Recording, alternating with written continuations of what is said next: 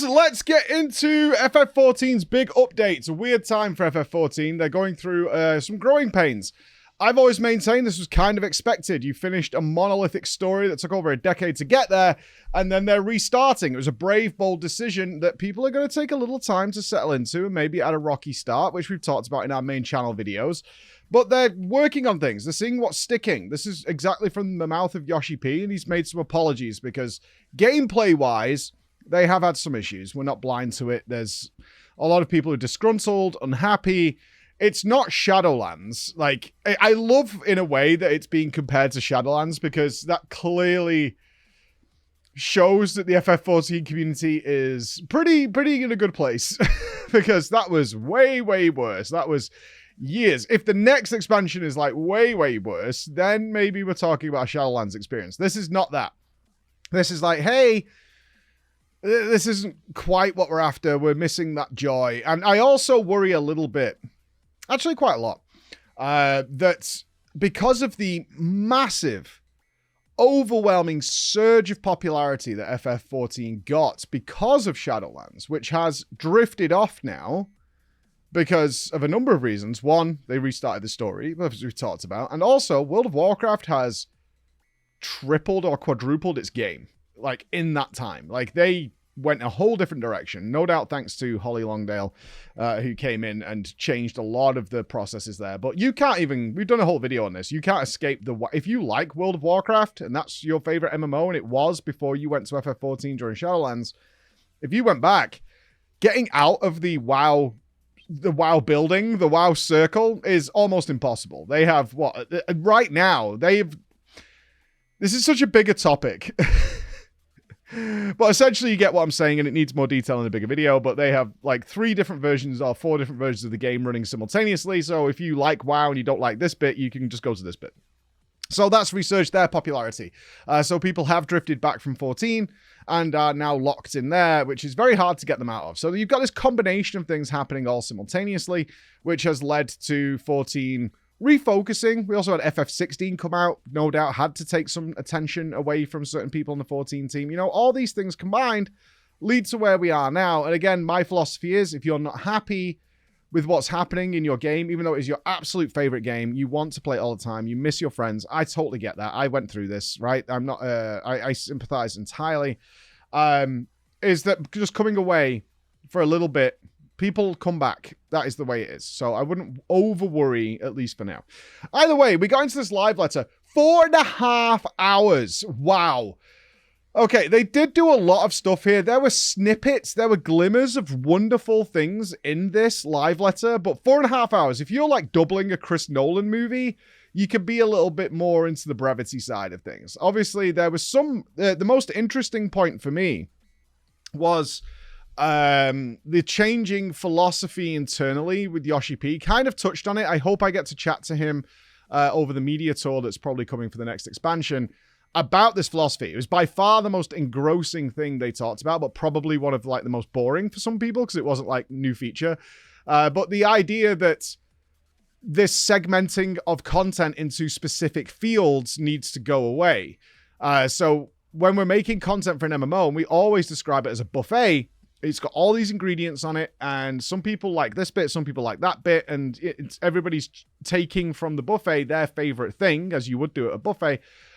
But that means that certain things go untouched by various players, and that's not great for MMOs, because if, like he described it as, if you release 10 pieces of content, but it's segmented, so like this is for the hardcore raiders, this is for the hardcore solo players, this is for the casuals, this is for the guys who like farming glamour, this is for these guys, and you put it into these boxes, is you're making it harder and harder for crossover. And you want that crossover, because if you release a bunch of content, what you ideally want, and he described it as, if we release 10 pieces of content, we want 7 of those to appeal to nearly everybody in some way, shape, or form, because we're putting a lot of time, a lot of effort into creating this content, yet we're distributing it to very few people. That's not great for a widespread MMO audience. And they're adjusting that. And their big example, of course, was the new Deep Dungeon that's coming. But that philosophy is great. And it's definitely something that is happening widespread across the big MMOs.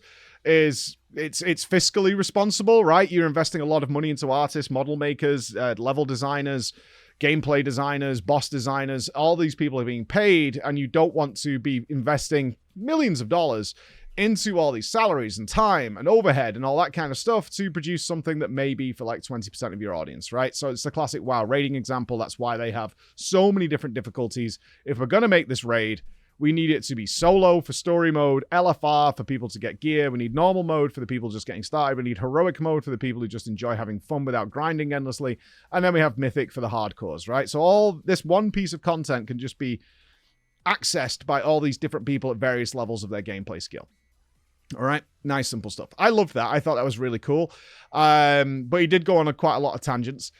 Let's talk about the really good stuff. We're going quantum. Let's talk about the deep dungeon, because they spent over an hour and a half describing this deep dungeon. And it's kind of, it is something that FF14 is known for its baby steps and changes, right? And when I spoke to Yoshi P, he was like, if we do want to introduce something new to the game, we do want to segment it off by name, so that people know what Savage is, what Ultimate is, what Variant is, right? What they should expect, what that difficulty is going to be, their time investment. It's very, very clear, and that sticks to very strict rules.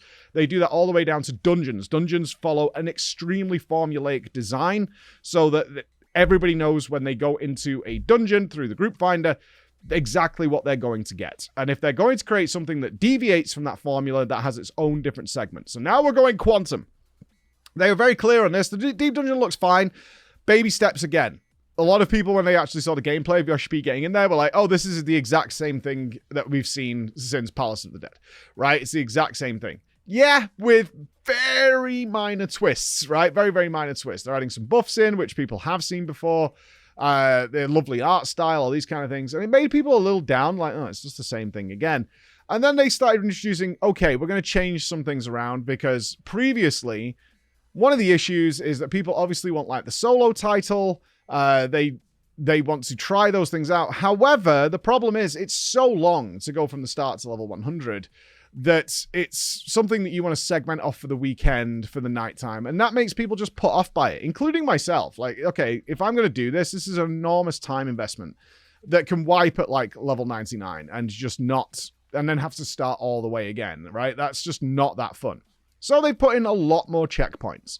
This is for great practice. It means you don't lose anywhere near as much progress when you go through there. So if you just want to finish it, you can do that in a much easier way. And then they said, and we're also, if you reach the boss, the last boss, then we're going to unlock a mode where you can just go and try that boss and practice it and get it down. So you have less stress and you have a much higher confidence level of redoing the whole place and winning, because that's what we want. Ultimately, we want you to win this content, so we're going to give you a practice mode to go in and do that. And that was great. That opened, I saw the mood change very quickly in the audience. So that actually tempts me a little bit more. I'm not going to have to invest several hours into this in one continuous session or whatever, right? Because once you get started, even though you can come out or whatever, you want to get going on it. And it frees me up to be not like as disappointed as like, oh my God, I've got to do it all again. You know, that kind of idea. That was great. That was a really good addition to the game. And some people were like, oh, it means it's less prestigious. I mean, honestly, go F yourself. I get where you're coming from. I do.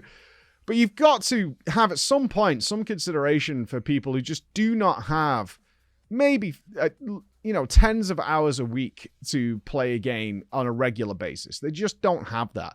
And they still are good enough. They're capable of it.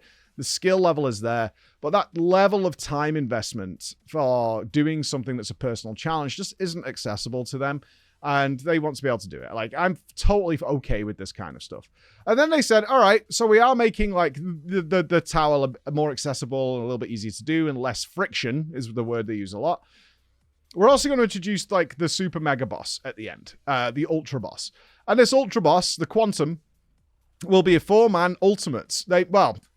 They said some ultimate style attacks will happen in that encounter. It's not an ultimate, but it will have similar level of difficulty of some of its mechanics, not all, that are ultimate level difficulty. That really got the hardcores excited. So the casuals got a better deal because they get to do more checkpoints and things like that. And then they were like, okay, and we're going to introduce this. And there's like, now this whole buffet is accessible, right? This was exactly what he was talking about. And I thought this was great.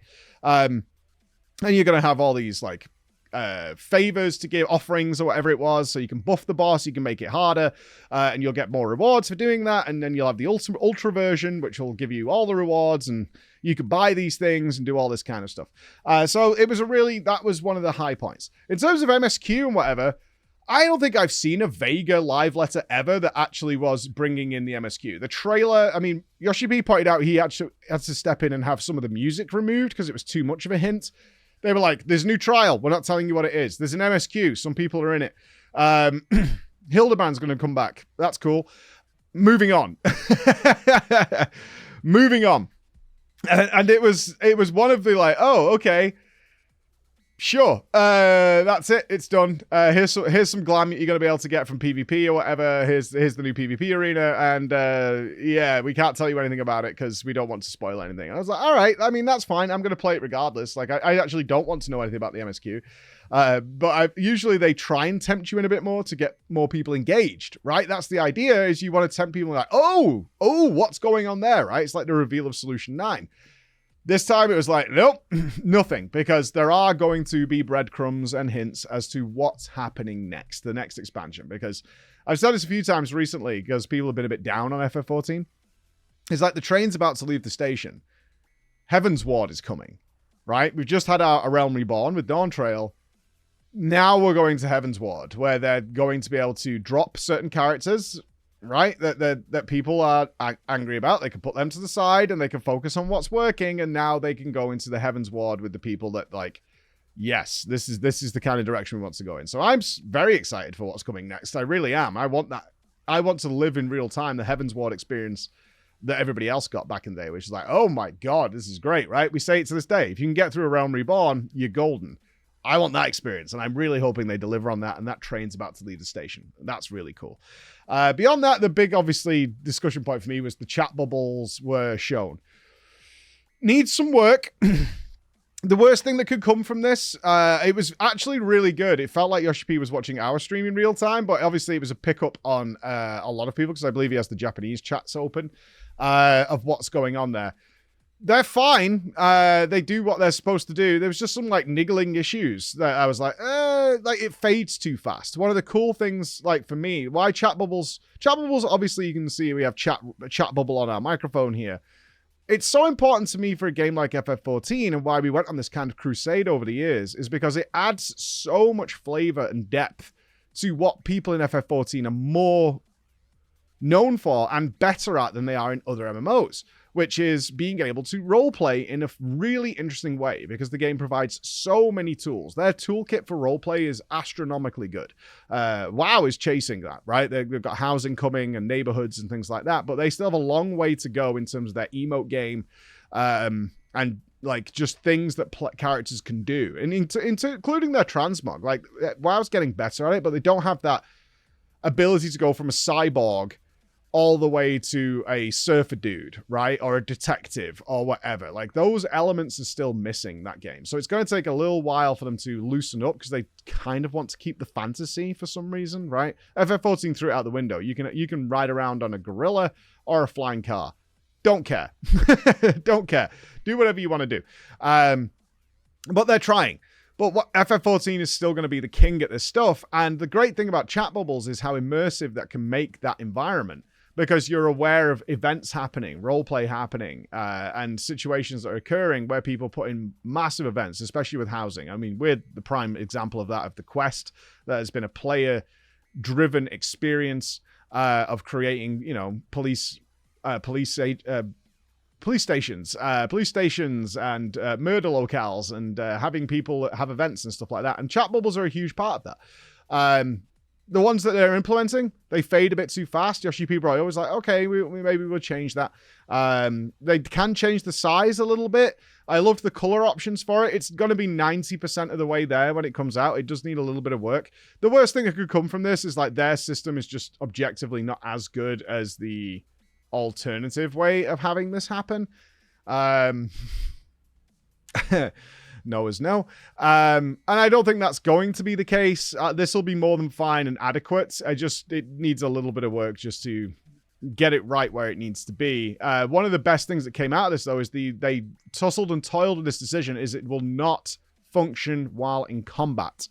So people were a little annoyed by this, and I was like, this is, for me, this is absolutely the correct way to go. I'm a staunch supporter of not having chat bubbles during combat, because that does lead, like, excluding plugin shenanigans, it leads to people using macros to put chat bubbles over them. And some people didn't get this, and I think maybe it's the more FF14 exclusive players rather than the WoW or mixed MMO players. There is a wide world of difference between able to type something in your chat log that somebody has to look down and see and notice while they're also playing their game, and having something very visible on the player space that you're looking at appear above somebody's head that also gives you location information of what they're doing. You can think of it very simply in FF14. If you were doing a proper clock spread or something like that, is if when that mechanic started casting, it literally popped up over your head, north, south, east, west. That is a very different thing than remembering that location or having to check a chat log or something like that. That is a massive difference in that very simple occasion of like north, south, east, west. And you can see it and you're like, okay, and mine pops up saying east, so I go here. Instead of like adapting, adjusting, doing all those elements that FF14 has. And I'm well aware that people have stuff like this, but in generally speaking, I don't play with that. And the game works perfectly well and is more fun for me like that. And something would be lost with that. And as Josh B pointed out, people would just start making macros.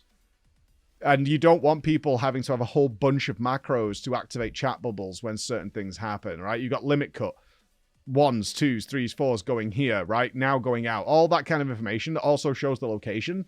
You know, you could say like, go to square, go to 2, you know, things like that happening. Absolutely not. So they have decided that is not going to be a thing. Big thumbs up. I know some people wanted it, but whatever. Other than that, there wasn't too much going on. There's your 4.5 hour live letter condensed to like 17 minutes. It was good for what they're doing. More the philosophy stuff is what I was interested in. And I'm kind of happy they're not showing the MSQ, because wherever we're going next, I think is going to be quite dramatic. I have no insider info, but my feeling is that's going to happen. All right. So those are my thoughts on the main things.